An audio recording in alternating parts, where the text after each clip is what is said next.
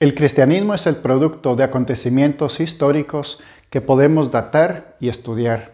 Sabemos que en un principio los cristianos fueron perseguidos, realidad que cambió debido a los edictos de Constantino y de Teodosio durante el siglo IV.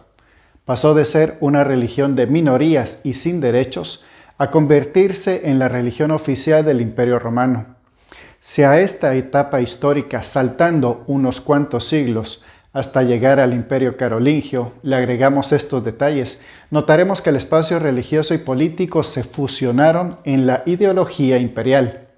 Sirvan estos tres momentos de la historiografía para entender que la Iglesia, como institución oficial y reconocida, se estructuró como si de un poder monárquico se tratara.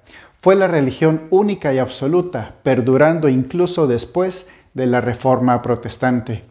La fe cristiana se mantuvo intacta a pesar de la división de la Iglesia en el siglo XVI.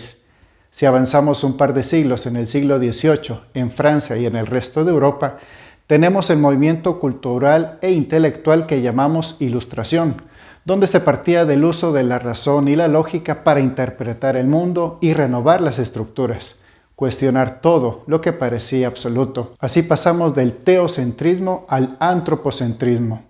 Y con este cambio de paradigmas iniciaron las prácticas democráticas, la división de los poderes, el parlamento, los regímenes constitucionales, siendo la Revolución Francesa el acontecimiento insigne de la modernidad política. Y así llegamos a considerar al cristianismo durante los siglos XX y XXI, en el cual los estados han dejado de ser confesionales y a reconocernos en un mundo donde la religión cristiana es una religión más, entre otras.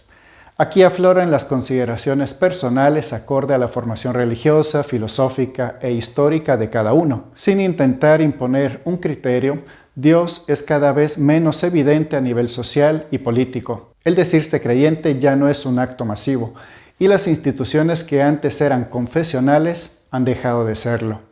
Es cierto que no todos los países ni todas las instituciones lo han hecho al mismo tiempo, pero la tendencia es a permitir que el secularismo se extienda cada vez más. Es así como nosotros, los creyentes, los que estamos agrupados bajo la religión vista como institución, vamos reconociéndonos como extranjeros. Somos cada vez menos y pareciera que pronunciar el nombre de Dios o hacer una oración antes de los alimentos ya no es costumbre o no es bien visto. Mucho menos asistir a los sacramentos o a formaciones teológicas o espirituales. Pues bien, sea la opinión a favor o en contra que cada uno tenga, lo que es indudable es que estamos viviendo en una época de ruptura, de un posible fin del cristianismo, o si depende de nosotros, los creyentes, de renovar y de permitirle al Evangelio que siga brillando. Para los que deseen que el cristianismo se acabe, tendrán que actuar en consecuencia con el proceso histórico iniciado. Los que consideran o consideramos que el hecho de creer todavía vale la pena, tenemos que ver ese cambio de época como una oportunidad para renovar el modo de comunicar la buena noticia del reino de Dios. El discernimiento personal y comunitario será la herramienta necesaria para vivir esta etapa histórica. Así que, ante este pequeño recorrido histórico, nos toca pensar en el cristianismo como algo que ha llegado a su fin o como una religión que necesita renovarse para seguir tocando el corazón de todo ser humano que decida aceptar a Dios en su vida. Espero que esta información sea útil y te ayude en tu camino de fe. Hasta pronto.